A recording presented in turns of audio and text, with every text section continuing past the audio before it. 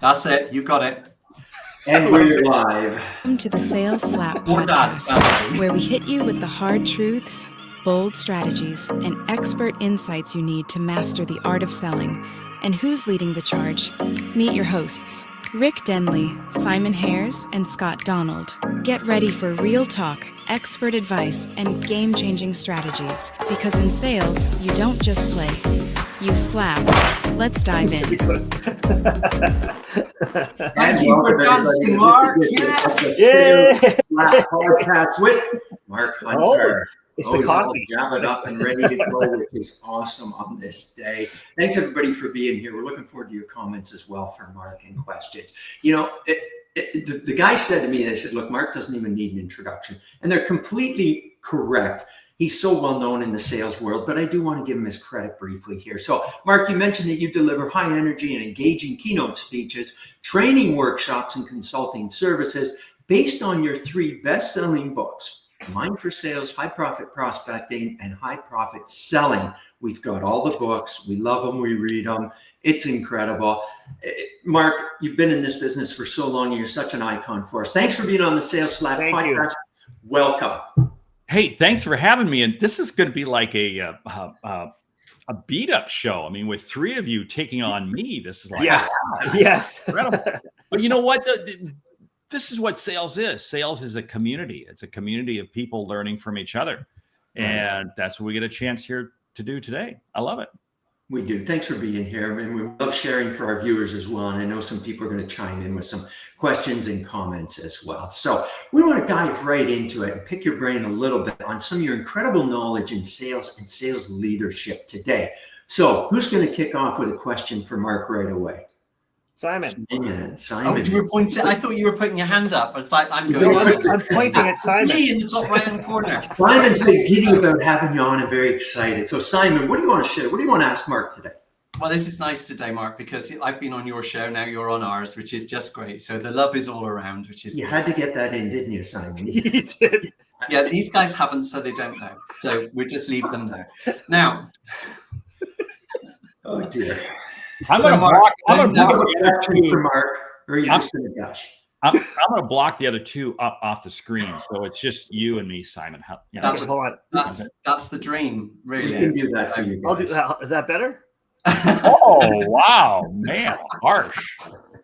Simon, let's roll. What do you got for me? Mark, the Sales Slap podcast focuses on three key things. It focuses on sales, it focuses on leadership, and it focuses on people. And with Rick doing the leadership and Scott doing the people piece as well as the sales piece, and you know me all about sales 100%. Thinking about sales right now, we've seen so many changes over the last few years in sales. We've seen things that have become a constant for us. But there's two areas I want to just focus on. And those two things, some people think are linked, some people are separate. I'm interested in your take. And those things are confidence versus competence and skill. And within sales people generally, when we train them and we talk to them, I hear them saying they want all sorts of things in their training courses. And I know what I think they want based on what I'm hearing in my experience of working in sales. What do you think, or what do you believe is a better question? What do you believe is the one thing that hinders a salesperson's confidence, regardless of their experience? And what do you also believe to be the skill that they absolutely have to learn, which is fundamentally underrated or taken for granted? Yeah, great question. We can be here for 3 hours on this. Mm-hmm. Okay, well, yeah, good. The fundamental belief is really understanding that you have the ability to help the person you're speaking to. I mean, this has got to come from the heart. This isn't because, oh, I got this great widget. No, it's because you genuinely know that you can help that person. When you truly believe that, it changes all the dynamics of a phone call, a Zoom call, an in-person meeting. It changes everything. What does that do? It increases the level of confidence, which now, what does that do? That now stair steps you up to competence, because now you have the ability to communicate with more authority. Now, this isn't egotistical. This is competence, because you've experienced, what outcomes other customers have been able to achieve. As I don't use the word benefits. I think benefits that the 80s are calling, they want that word back. It's outcomes. And I become more competent in being able to do that. How do I get to that? It's by listening to the customer. This is one of the greatest traits that is lost in leadership, is lost in people, is lost in sales, is the ability to just listen. It's not the loudest voice out there. It's not, it's the quiet voice. I place a strong value in what I call silent leadership. It's the leader who is leading, but doesn't have to be in the front of the pack. Their influence and their impact on others around them is so powerful that it shapes the outcome that the organization achieves. Because silent leadership is about achieving results when the leader isn't there. Hello? Isn't that what sales is? Yeah. Okay. Yeah. So that's the belief, the confidence to know that you're helping people. Yeah. What about the second part of the question, which is around the skill? What do you think is that underrated skill that they have to learn that often they forget, or they don't use, or they just choose not to learn? Which is the thing you think they need to learn? I think it's the ability to listen and ask questions. One of the things so many salespeople still walk in with this capabilities presentation. Let me tell you about our company. Who cares? I think people can find out about that on their company website, YouTube, Instagram, whatever it might be. You got to be able to have questions.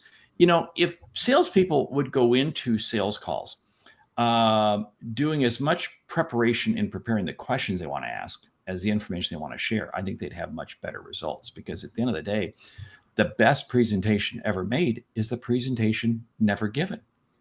Because again, it's just a dialogue. It's just a conversation. And it's the same thing with leadership. If I'm leading an organization, if I'm leading people, I've got several calls today with several members of my team. And I'm just going into these calls. I've got some things I want to cover, but these are questions that I want to ask. And I'm eager to hear. I want them to be able to own the process. Whoa. But think about this. Competent salespeople, confident salespeople are willing to let the salesperson, are willing to let the customer drive the process, because they know at the end of the day, it's not the sales journey, it's the buyer's journey we got to be on. Whoa, it's time we shifted. I think from just taking those points together, that element of confidence, knowing you can help, that element of skill, learning to listen, and actually preparing the questions. If you add those two together, the output of that and the outcome is conduct. And what that conduct looks like and feels like to the prospect or the customer. Now, I love the fact that you talk about this leadership and silent leadership, because obviously this needs to be managed, it needs to be led. And I'm sure Rick has got something he wants to say on silent leadership. Look at him, he's bursting at the seams. You can tell, Simon, you know me so well. Ears. It's true. Thanks, Mark. That was a great response. One of the things on that point, before I jump onto the leadership, I want to reemphasize that point that you made, which is so great, because salespeople tend to be very strong personalities and styles. You mentioned there that we want to allow the client's process, the buying process, to drive it, as opposed to us coming in with our sales process. And I have to do this, this, and this. Let the client's buying process. I love that term. I just wanted to reiterate that great point. Now, recently in a newsletter, you said sales is not a job, sales is a lifestyle. You also mentioned you can't fake this in sales. Integrity is a must, integrity. So my question to you regarding the leadership portion of this is, how can sales leaders help sales people understand the importance of integrity? How do we emphasize that as leaders to salespeople? How are you doing it with your team? It's interesting. It's a sad comment that we even have to talk about integrity.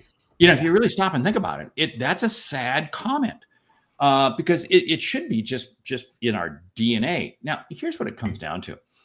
It comes down to doing what you say you're going to do. Today, I've got a major response to a problem with a client I'm working with. We've diagnosed a problem that we need to deal with, and I got to come up. And I told them on Wednesday I would have a solution to them. Now, I've got to deliver. I've got to deliver on that plan to them, and I will. I will get that to them today. It's doing it. It also is. I had a situation. I had a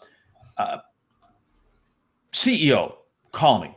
This was a few months ago, and sitting in the CEO's office was the salesperson for their largest accounts, and this was their account exec. This was major, and the CEO was involved because this account.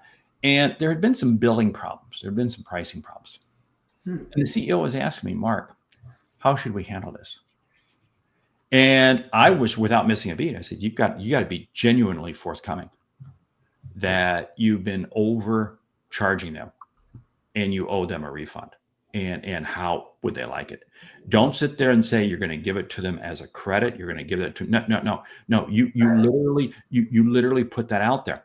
And it was a pretty sizable sum. And it's interesting. I truly believe that's what the CEO wanted to do, but just needed a confirmation that, okay, this is the right path. Right. And anybody can lead. Anybody can lead when times are good. Anybody. Yeah. We don't hire leadership. We don't put leadership in place for the good times. We put leadership in place for the tough times.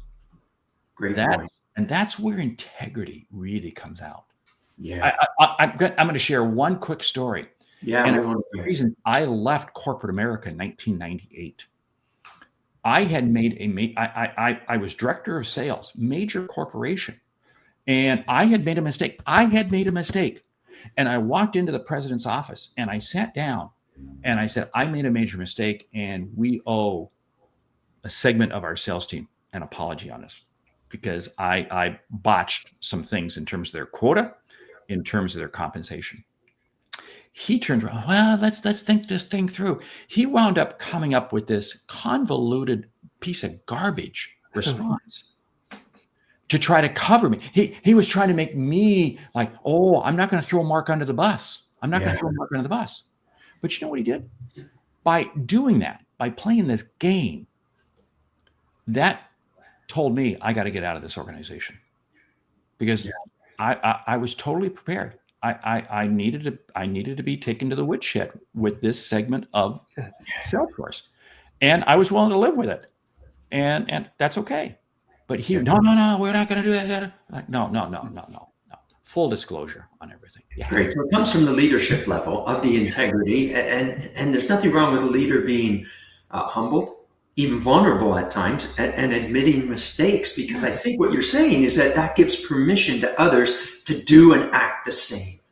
Yes, that is so key, because I knew that, okay, this is going to be ugly. There are going to be people taking shots, but in the long run, this is really going to see that their leadership is very much forthcoming. And when there's a problem, they step up, they own it, and they deal with the consequences. Beautiful. And that creates a stronger organization long-term. Good for you. And good for you to stick to your values and morals and things as well, and make a change, which couldn't have been easy at the time. Yeah. Fantastic. Good. Well, that's a great start for us. Scott, over to you. What do you got for Mark today as we pick his brain and all his great knowledge? So I had a couple of questions ready to go. And then in the first 14 minutes, Mark has already started to answer them, and then had me thinking about a bunch of things. So first of all, I wanted this whole thing about integrity and going back to this notion of doing what's right and thinking about Larry Levine, who was on a couple of weeks ago, and selling from the heart. Mark, I agree 100%. I think it's great that we're talking about it, but it's also kind of sad that we have to talk about it. It should just be happening naturally. So I appreciate your comments on that. And then your answers to Simon's question about listening and preparation are super key. And it leads into my second question here, which I'm going to ask now as opposed to the first one.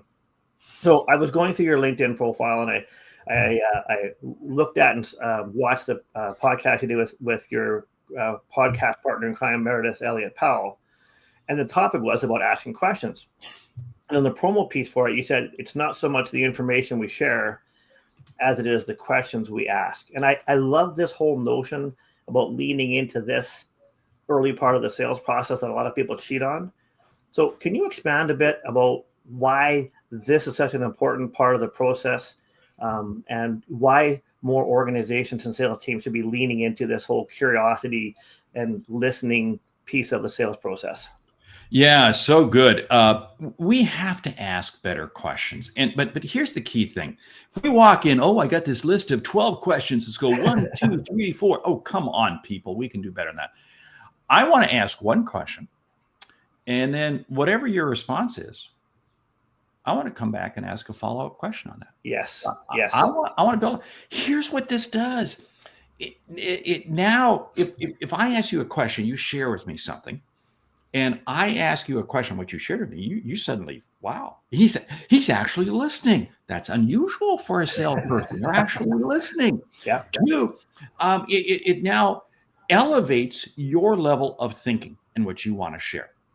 And I truly believe that in a sales call, it's a little bit like peeling an onion. If you've ever stood over your sink and you peel an onion, you peel off layers of the onion, and that just goes down the drain. Because again, you got to get down to, I don't know what they call the part that you actually eat, if people do eat onions, but you get down to this smaller piece. And that's what these questions are all about. Yeah. I truly believe that we got to go 6, 7, 8 questions deep. Now, this isn't interrogation. It's just a casual conversation. So I love the word curiosity. So I feel like that's what you're describing here, is that you have another question you might want to ask. And as you just said, tell me more about, you start pulling on that thread, right? And I feel like that's what the best sales professionals do. And that's how their leaders have taught them and supported them, is that when you hear something interesting, now dig in on that and pull that thread and learn more about it. Yes, there's a great sales approach, which short questions will get you long answers. Long questions will get you short answers. Let me explain this. If I ask you a question and you share with me and I say, tell me more. That's a short question. It's going to get me a long answer. Could you give me another example? Wow. Help me understand that better. Those are short questions that are going to get me long answers. If I sit here and do this normal sales thing where I got to ask a question, no wonder the customer goes, huh? So I want to, one more thing. I always tell people my favorite question is anything that starts with help me understand. Yes. Because people love to be asked for their perspective or their opinion. So if you want to ask a question, start it with what you just said. Help me understand, and people are much more likely to share it. So listen, I love that. I love that too. That's great stuff. Shorter questions are better for longer answers. Now we've got a lot of viewers on today for you, Mark, which is great. I want to bring this one on here. Jennifer's Hi, Jennifer. Hey. Yeah. Hi, Jennifer. How can a new, probably young salesperson gain the confidence to ditch their presentation in exchange for listening? Because earlier you mentioned as well, the best presentation is a presentation never given. How do we do that for the younger group? Yes, Jennifer, what you want to do is you want to do your homework before you go in on that call, and you go in and you find insights, information about the person, about the company, or about the industry. And you want to go in and ask them questions on that. You may know that they work in this industry. Okay, so that's fine. So maybe ask them, hey, there's been some changes in the industry. How are you people responding to this?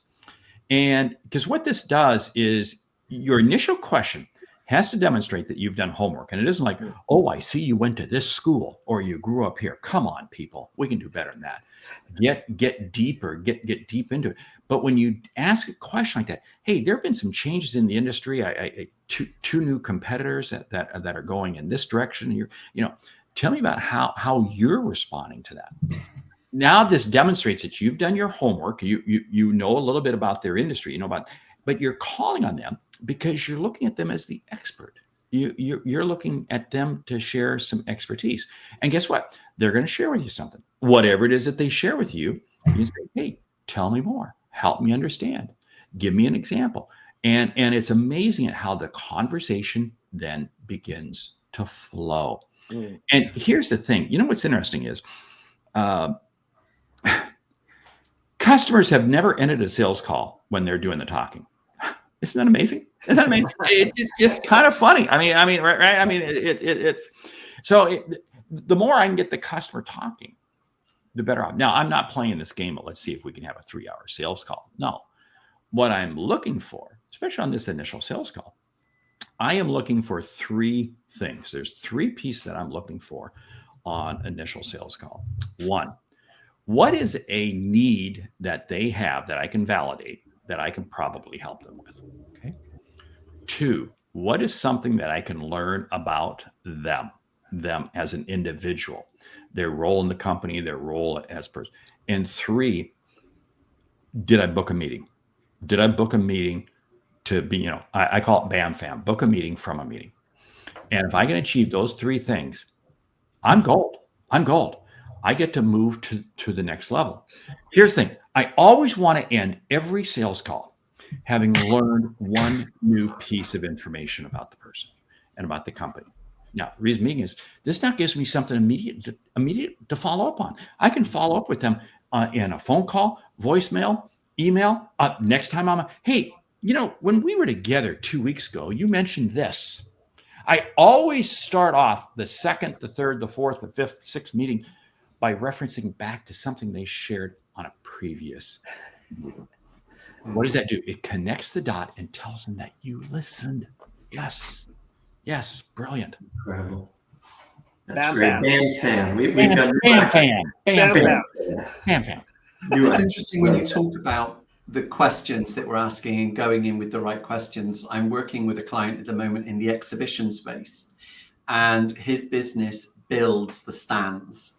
Yeah. And he is not interested in long, protracted questioning processes. In fact, all he wants to know from any prospect is, why are you exhibiting, or why would you exhibit?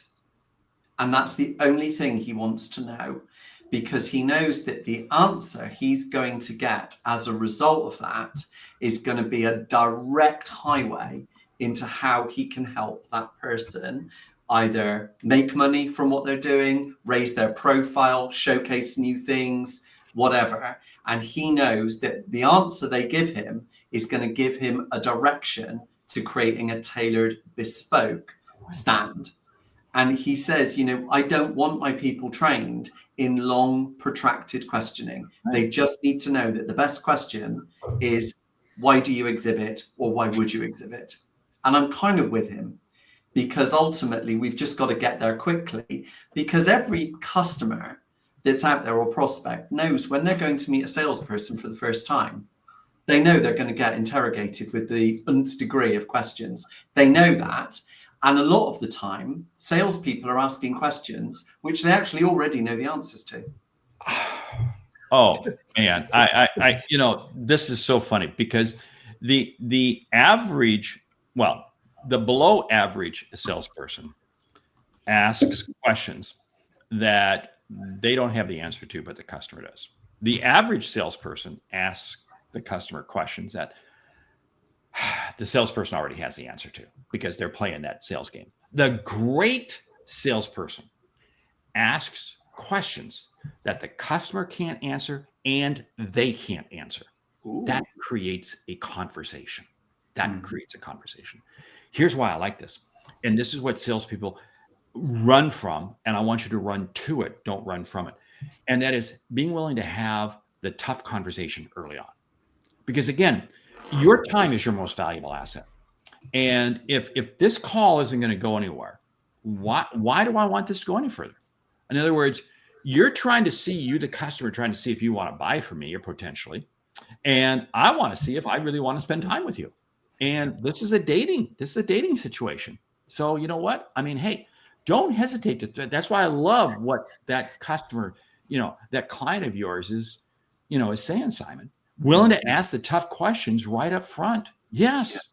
Go. Yeah, and it's a sign of respect, isn't it? It's a respect thing too. Let's move this forward, or let's not. I respect your time. You respect mine. Let's move it along.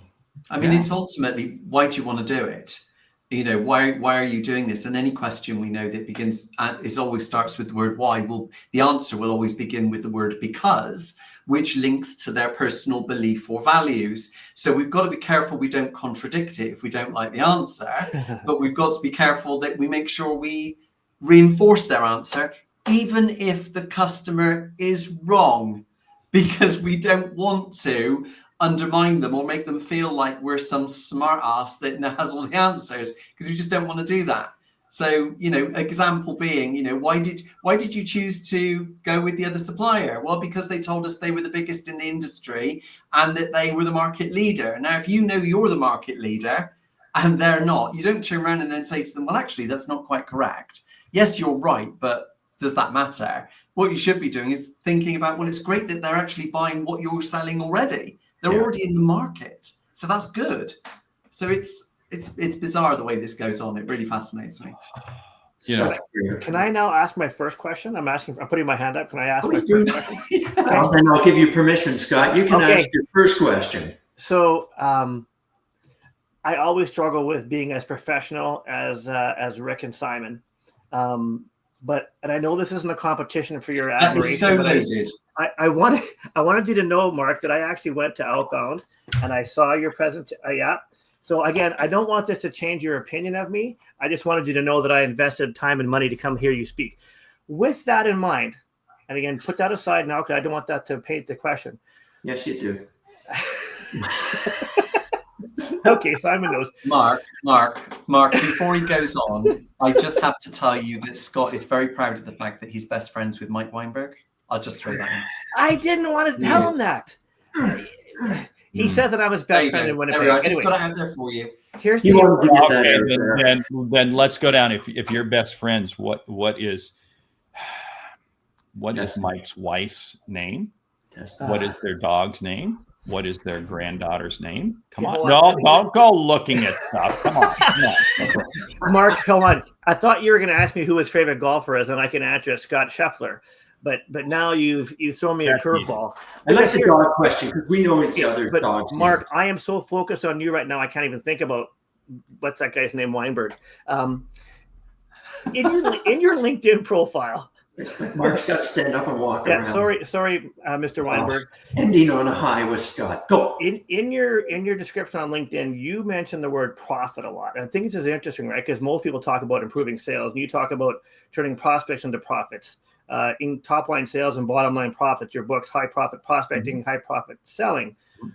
Why is it so important that you make that distinction versus sales versus profit? Well, here's the thing. Profit is viewed as a dirty word. And there's too many salespeople that are out there that say, oh, if we just cut our price, we can close more deals. No, it's because you don't know how to sell. That's why you're thinking you need to lower your price. My whole belief is this: profit is absolutely great. It's interesting. I am in the Apple ecosystem. Now, anybody who's in the Apple ecosystem knows that you pay a boatload of money for an iPhone. You pay a boatload of money for an Apple computer and AirPods and all that sort of stuff. Way more than you would have to for other time. But you know what? Why do we do that? Because it delivers on its value proposition to me. I'm willing to give Apple all kinds of my profit, all kinds of my money, because I know they deliver. Profit is a sign of the value created for both the customer and the salesperson. So we cannot run from profit. I want it, because my goal at the end of the day is last night I attended a dinner being put on by a company that wanted me to come in and speak. There were only like 9 people in the room. And as they spent a boatload of money on this dinner, we could have had this dinner at a lot of other places. But why did they have that? Because they wanted the right whole sense of the atmosphere, the experience, and everything going on. And so, yeah, they were willing to pay through the nose for this dinner. Oh, it was good. It was good. But we can't run from price. The biggest problem we have is thinking that something has to be cheap. Okay, I'm holding up now. For those of you in the U.S., I know in the UK, tea is everything, but coffee. No, coffee is good here. I'm good coffee. Thank you. And I spend way too much money at Starbucks.